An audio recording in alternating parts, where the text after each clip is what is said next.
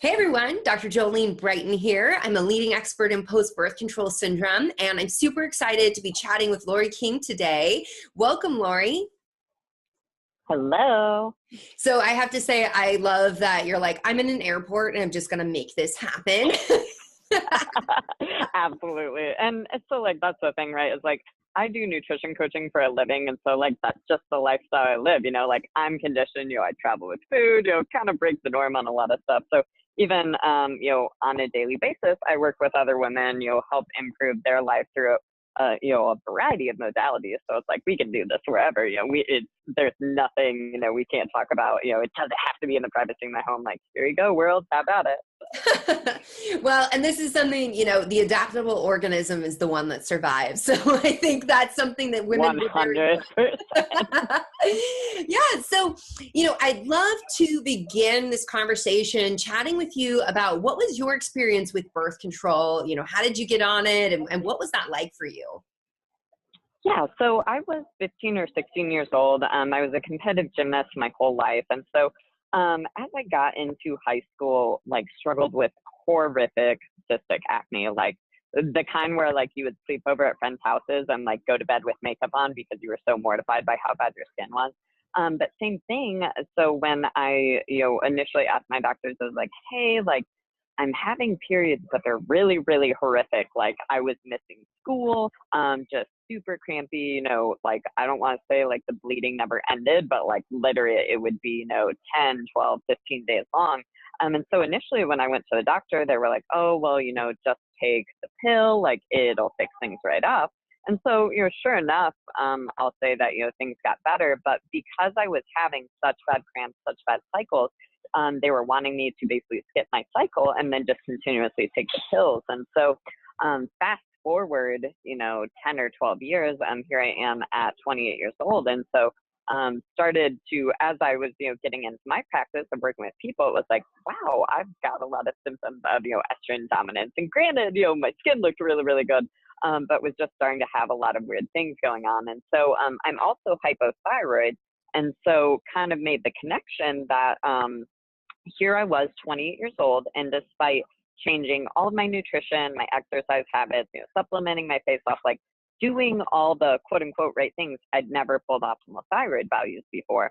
And so somebody else on our team was hey, well, have you ever thought about pulling your birth control because that does inhibit thyroid function? And so that was really the first time I heard about it. And then started researching. And so sure enough, basically I read a couple books, which was Laurie Brighten's The Period Repair Manual, Sarah Gottfried's The Hormone Cure. And so kind of read that and then had oh shit, I think this is our common denominator because I'm doing everything else right. And so basically kind of upped my supplementation game. I changed my exercise modality just a little bit and then transitioned off of hormonal birth control.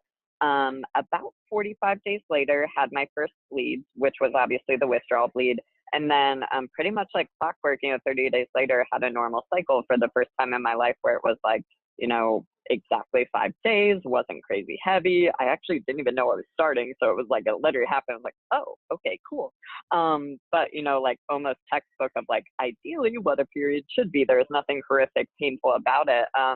And so same thing, I think about 2 or 3 months later, I had blood work drawn and thyroid values were perfect for the first time in my life.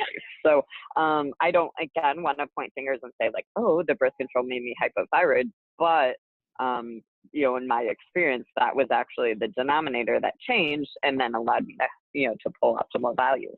Yeah, well, it absolutely does impact thyroid function. And it's something where it's well, was it birth control actually causing thyroid issues in the first place? Or was it that your thyroid is already struggling, you're depleting nutrients like crazy, and birth control raises thyroid binding globulin. So even if you've got thyroid hormone, you're not going to use it. And on top of that, your cells become so rigid, they can't actually accept that thyroid hormone. I love those books you shouted out. I think they're excellent books as well. And something I really, so 2 things about what you just shared. One is, So many women have said this.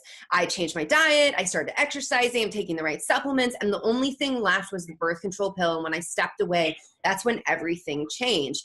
And then, the other Yep. thing is to recognize that you were doing the work before you came off the pill. And that's a really important 100%. thing to understand. Yeah, because post-birth control syndrome is real, and women have a horrific time coming off the pill sometimes. But it's when you're doing all the right things, like you were highlighting, you were changing your diet, you were exercising, you were really caring and nourishing for your body, that made it so that transition was so much easier for you.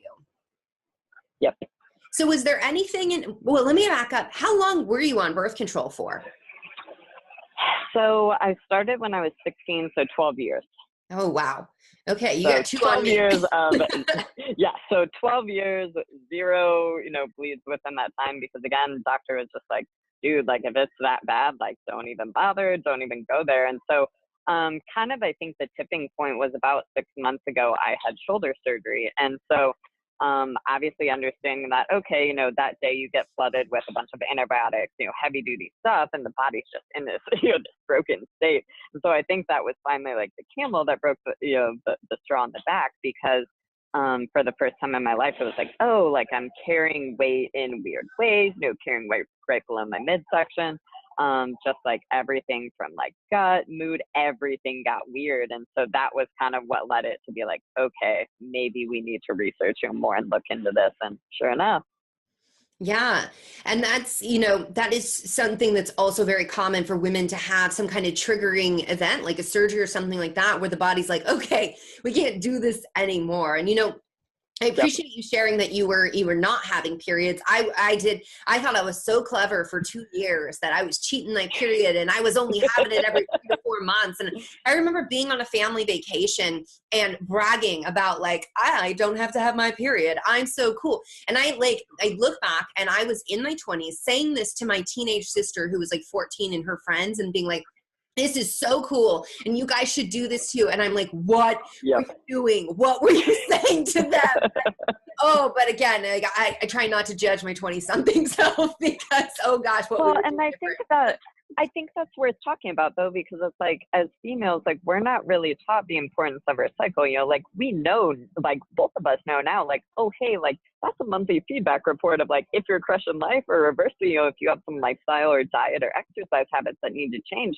But nowhere, it's the same with, we go through 12 to 18 years of education. Nobody ever teaches us like how to eat right, how to self-care, how to take care of ourselves. And very much the same thing, like, what do we learn in society? Like, oh, okay, once a month we have this annoying thing that happens, and that's it. Nobody teaches you like, hey, by the way, 2 weeks of the month, estrogen levels rise, you ovulate in the middle, then progesterone. Like nobody cuts that. It's literally just like, hey, there's this thing that happens once a month.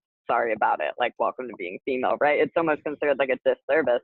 Whereas it's like, well, guys really don't have that, like guys don't get a whole lot of feedback other than like maybe they can pull low testosterone levels. But I think like it's changing the game on that. And it just makes me, like I said, it makes me very bummed out, because it's like, how does society skip that very pivotal part of like, hey, this is how you eat right. This is why you should pay attention to your body and your menstrual cycle. It's just a bummer. So it really is. And I share with people, I think I was 27, 28 when I finally really understood how a menstrual cycle worked. And that was being in medical school, where I was like, oh, that's what's going on in my body. And that's when I was transitioning off the pill. And I came off the pill. I developed horrible cystic acne. I had never had acne before in my life. And when you have cystic acne, like people are like, oh, I have a zit here or there and it's terrible. But when you have cystic acne, I was a group fitness instructor actually at the time, and I had it all underneath my jawline. And so I would stand on a stage and just be mortified. And there was no amount of makeup to cover it up whatsoever. And then people automatically think you're unhealthy. They're like, oh, you're unhealthy. You're not eating right. You're not exercising enough. Like it's not enough. There's something you're not doing. Reality, it was an androgen rebound. My body was like, hey, remember that libido? Let's bring it back. Yep.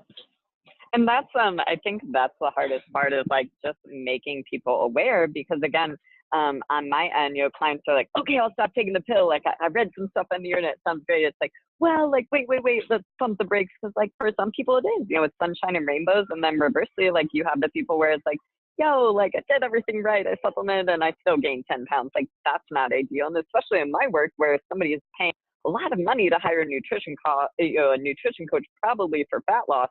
So for them to A, get off hormonal birth control and then B, gain weight, like that's not good either, you know? So I always tell people, you know, the better your life is prior to you trying to, you know, transition off, the better likelihood, you know, the turnout's going to be, but it can still be, you know, a roller coaster and then some.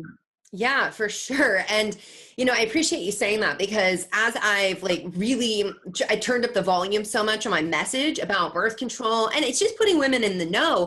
I'm seeing more and more women on social media telling other women, just stop it. I'm like, wait. One, this is a pharmaceutical that requires a doctor's prescription, which means it requires a doctor to say, stop that. You can choose to do it at any time, but we can't do, I can't go advising someone, you know, we can't be advising medical advice on the internet. Right. But, you know, the other thing too is I'm like, well, what if she has endometriosis? Like, what if she has a condition? Like, you don't know her well enough. And if she just stops that pill, that might mean she doesn't go to work. That might mean that she like rages out. Like it could result in a divorce. Like, and you know, it can, there's a lot of things that can happen because we don't know what's happening for that woman. And so I'm right there with you. So often they say, you know, give yourself, if you got on the pill because you had horrible symptoms or any hormonal birth control, give yourself a good 3 months to prep and work with somebody. You can't do this alone. I wish that you could, but you know, the reality is I agree. I know, right? We're complex biological systems. And anytime, you know, I like to say, anytime I'm trying to navigate my own health without the help of a doctor, it's like having a book that's too close to my face. Sure, I've got all the data there, but I'm so close to it, I can't be objective. I can't stand back and say, okay, well, what exactly is going on here? And that's why I'm grateful for women like you. I mean, there's so many clinicians and practitioners who are starting to step up and are saying like, okay, hold up. Like there is something to this and there is a better way for women. And I think too, like, it's just, you know, you need the accountability, but there's totally that self-fulfilling prophecy too, where it's like, oh, well, I read that this is going to happen. And then, you know, the second if any inkling happens, then you're like, oh yeah, it's totally happening. It's like, well, you know, and that's where it's so nice to just have a coach or somebody that you can kind of pass off that accountability piece to, where it's like, hey, if you're having a rough day or, you know, if mood's starting to get a little weird, like vent to me, it's totally cool. Or, you know, just kind of having somebody in your corner because, you know, again, like for some people, the ride is not easy. And I know even for me, I feel like I had a pretty, you know, easy slide off, which was surprising. So I was like, dude, I'm going to be one of these females that, you know, like 4 years later, still don't see my period. Like, I just figured, you know, if you're going to flip, you know, if you're going to turn off your hormones for, you know, 10 or 12 years, probably not going to be that great of an outcome. So I think I'm lucky, but I've definitely worked with, you know, a sector of women where it was like, man, like they went around the park and then some. So yeah, it's so very true. And, you know, it's in medical school, they actually tell us when we get into pathology, like you're all going to think you have everything. Like once you start studying all these diseases, you're going to think you have everything. And sure enough, like my background is in nutrition, and I did both the clinical nutrition and science, and then in the clinical nutrition we were studying pathology, so I'd already kind of like gone through that. But to watch it, to be like in the next phase in medical school and watch all my colleagues being like, oh my god, I think I have gallbladder disease, oh my god, I think I have cancer, oh my god, I have Epstein-Barr virus. Well, a lot of us have Epstein-Barr virus, but yeah, all of these things that like would come up, and to watch. And that's, I mean, the placebo is real, because then, you know, these students were then ending up in the clinic. And I remember, sure enough, every clinical rotation, like where the new class would come in and they'd start studying that, they would be in the clinic being like, I have all of these things, I fit this. And I'm like, no, you are putting yourself in a box to fit that. And again, you need objectivity. You need somebody to stand back and be like, okay, let's actually analyze what's going on here and understand if that's true for you. Is there anything that you would share that you think was really helpful in terms of your transitioning off of birth control?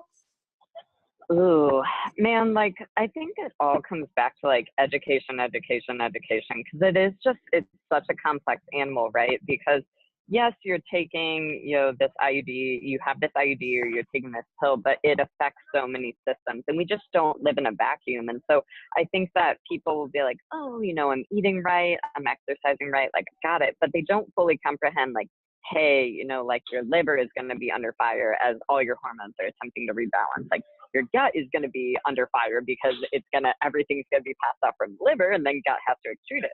Well, if your gut health is compromised, if any of those systems are compromised, everything gets more difficult. So I think like overall, my advice is just like, the more you can educate and understand, the easier it is to accept things, right? Because if you were just working with somebody, it was like, hey, 3, 2, 1, hop off the pill. Well, it's a lot harder to navigate through that and maybe even fall into the pitfall of, man, this sucks. Like, I'm just going to go back on the pill. It was better, living over there.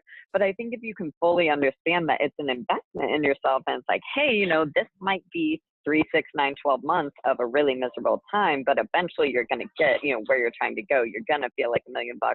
You're going to get back to being your best you. I think it's so much easier to be compliant and do that when you understand, how it truly affects your system. So I think just overall, it's like work with somebody who knows what they're doing and then do as much education as possible. There's so many great books. I'm so excited to hear that you're coming out with a book. But it's like all of us, we have to keep putting the education out there because women need to understand, how their body works and operates.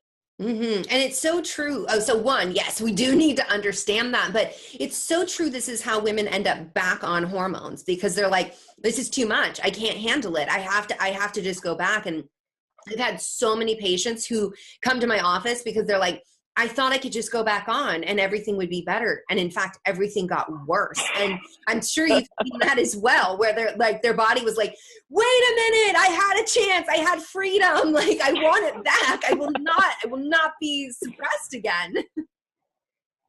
And I think even too, like the scarier sector I'm starting to see is your women that are, 35, 40, 45, 50 years old. And it's like, wait. So like you're already going through perimenopause or like, I hope you're not going through menopause at, a super early age, but it's even scarier almost when you see the older clientele going through it because it's like, okay, like your hormone levels are already naturally fluctuating and then we're trying to press them off. And so, I think just kind of as a whole, the whole body's equilibrium ends up in this place where it's like, okay, you suddenly have a person that they don't have control over their body. They might be uncomfortable with their body composition. They're not sleeping well. They don't feel great throughout the day. And so I think it gets scary no matter what sector it is, whether it's the teens, the early 20s, or whether it's your people in, their 30s, 40s, 50s. It's just not a good fit and, we can do so much better. And so, there's certainly people that, I see the applications, if we have endometriosis, if we have certain conditions, it's like at the end of the day, we have to give ourselves permission to feel good. And if we have to manage those symptoms, like sometimes the cookie fits, but I think so many people just don't understand there are other options out there. There are other ways, but more importantly, people don't understand our body is really not as complex as we also make it out to be also. Most people don't realize, hey, if pregnancy prevention is your issue, we can only get pregnant, 5 to 6 days of our cycle. So we just need to understand it better and treat it well, right? So I think it's just so complex and then, yes, so not complex at the same time. Yeah. I mean, I think in a lot of ways it's kind of been mystified for us as if like, oh, the female cycle is just too complicated for anyone to understand. But I mean, I remember learning when I was on birth control, I'm like sitting in physiology being like, wait, hold up. You just told me 5 to 6 days. 5 to 6 days out of the entire month is when I can get pregnant. And yet every single day I'm taking this pill and I'm just suppressing my hormones. And what I really wish someone would have told me is like, oh, and by the way, if you're going to do that, here's how to keep your body safe. And that's a lot of my message is like, look, I'm not going to judge you for what you choose to do. It's your body. You're the only one that knows what's right for you when it comes to your contraceptive choices. And if you do need to use these hormones, let's keep you safe. Let's monitor your labs. Let's get you on a prenatal. Let's get you doing things that we know are going to buffer and negate some of those negative side effects. Yeah, because I think it's easy too to get caught up in like the black and white world where it's like hormonal birth control is bad. And it's like, it's not bad. We just need to be educated in our decisions and what we understand what we're doing. And that certainly, like, I don't think that doctors have that conversation. If we look at the average client time, most people, they see a patient 7 minutes, well, what are your chief complaints? What are your symptoms? Okay, do this, fix it, bye. There's not conversation about, how is your lifestyle? How are you sleeping at night? Are you eating vegetables? Are you getting enough fiber, water, all that stuff. And so I think it's just so hard because it's like, where was the education piece of, hey, you are taking this prescription drug. This is what it's going to do to your body. But then also the conversation of, well, hey, do you want to have kids at some point? Understand, that might be a little more difficult in the future. It's not going to be as simple as, hey, you stop taking the pill and, the next day you can have a baby. It's going to have, a little bit of a transition time. And so I think like that's especially the sector that we just need more education all across the board of, hey, exactly like you said, if you're going to take it, that's fine. Just, supplement, do these things to counterbalance. But then also understand that, if we try to go to get pregnant or when we try to transition off, there's certain precautions and certain stuff that has to get done too. It all just comes back to education and understanding. Yeah, I agree. And I hear from doctors all the time. I just had a doctor reach out to me and was like, I'm so happy I found your website because I wasn't taught any of this in medical school. And I love conventional medicine for like, if things get bad and you're about to die, oh my gosh, I'm so grateful for that. Because that's really their role. Are you going to die? Not going to die? What do you need? Like, and keep it moving. Whereas like what we do is a lot more about like, okay, who are you as a person? Like what is going on in your entire lifestyle and being, but it is something that truly, I mean, doctors are taught this doesn't have these long-term impacts. And what's crazy, you were mentioning about women being in perimenopause and being on birth control. We are for the first time, really the first time in history, seeing women who've been on it for decades. I've had women on it 20, 30 years, never have had a normal cycle of their own because they've been suppressing it all this time. Where's the studies on that? This was not designed to make, like, this was designed to prevent pregnancy during our fertile years. And it's studied in healthy women. It is not studied in women who are advancing in age, who are already at high risk for heart disease and strokes and need more complicated hormonal support than just synthetic estrogen and progestin. I'm like, where's the DHEA? What about the testosterone? Have you checked her cortisol? Like, there's so much more going on in our bodies. Well, and I think too, like I can tell you from like the nutrition side, like you see this sector of women that, because there wasn't nutrition education back in the 80s, the 90s, and early 2000s, oh God, it was all fat females free. that were eating. I was there. Oh yeah, I was gonna say low fat, no cholesterol, all the low calorie diets. All the grains. And so you're seeing these people that it's like their nutrition wasn't on point. They were taking this pill or having the IUD for double-digit years. And so they get to their 35 to 50 range and it's like, now we're doing all the things right. And like, I'm sorry, like you made the elective decision to turn off your hormones. So we might not actually gain control back of your body. Like maybe we're not going to be able to, lose that fat that you so desperately want or build that muscle that you're trying. Like it's just so hard because exactly like you said, like we've been taking drugs that we don't understand. And I thoroughly believe too that science is always behind the times. So even I'm interested to see, when we fast forward 10, 20 years from now, everybody says like, oh, just have, the Paragard or the copper IUD.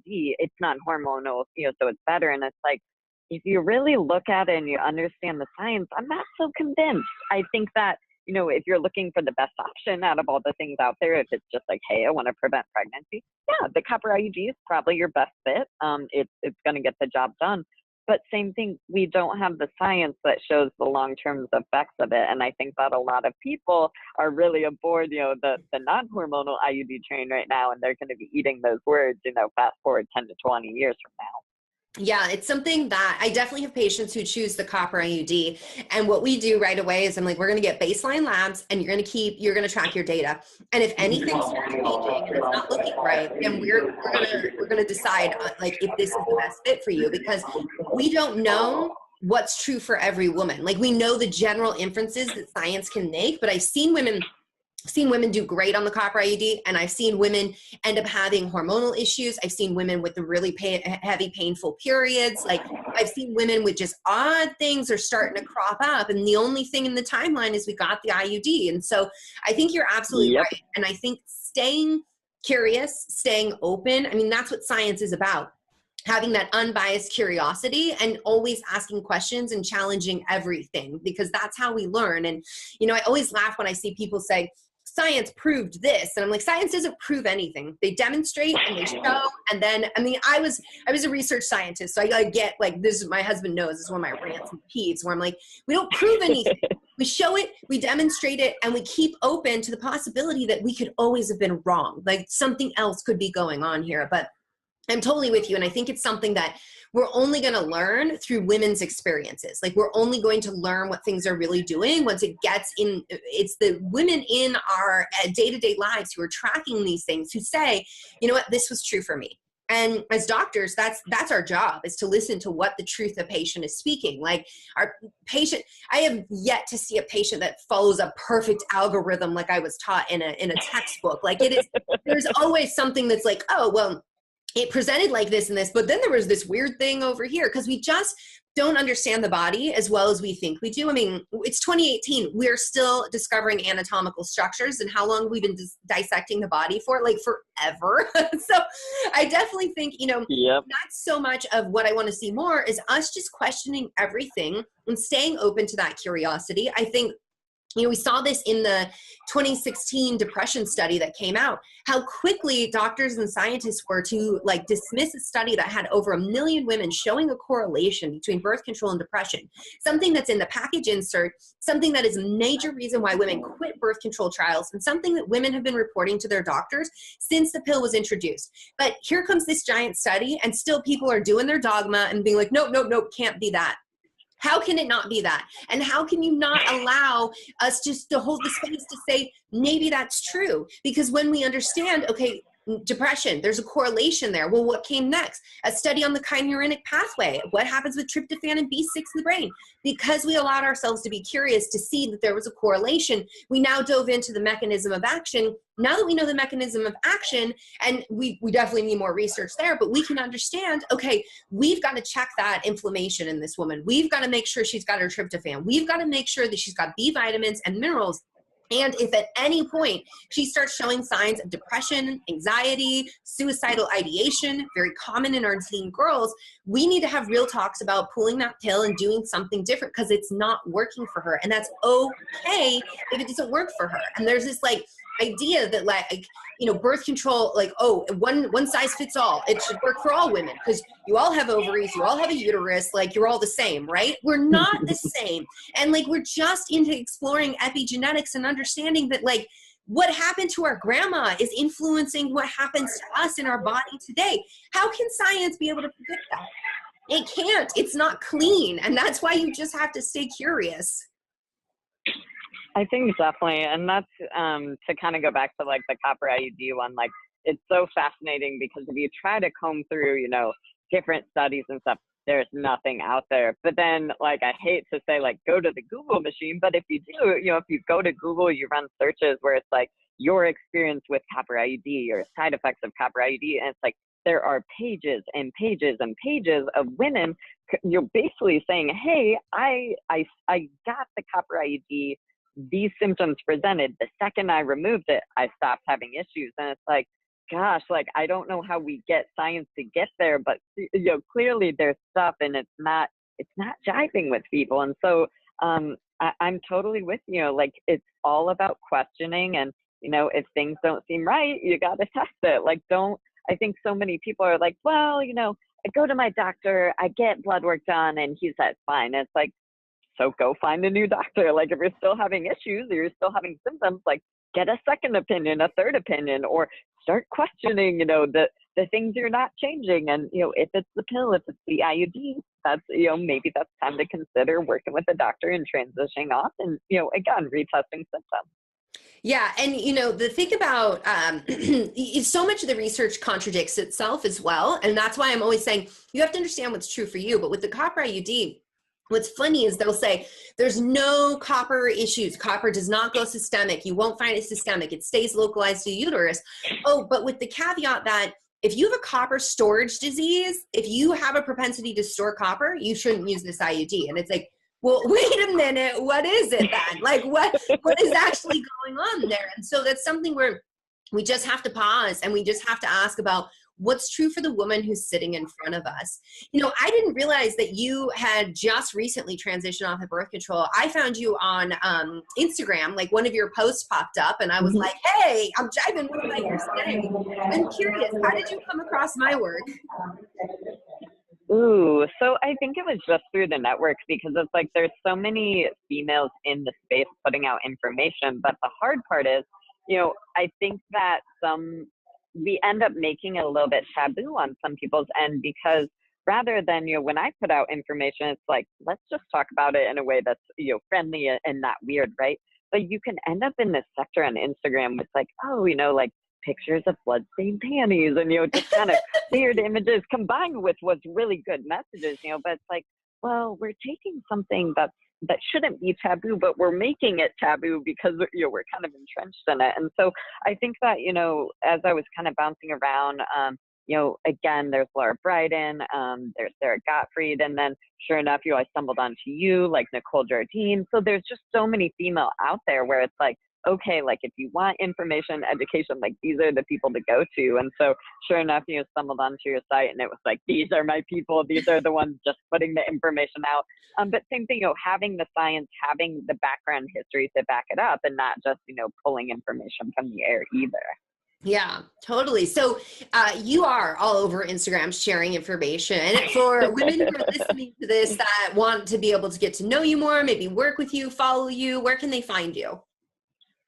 So my Instagram handle is Laurie King Coaching. I also have a website. And so basically what I do, Instagram's not really built to be an educational platform as much as we try to make it. So usually I'll have shorter articles on Instagram and then they're able to actually go to my website, expand on that post. So my website is lauriechristineking.com.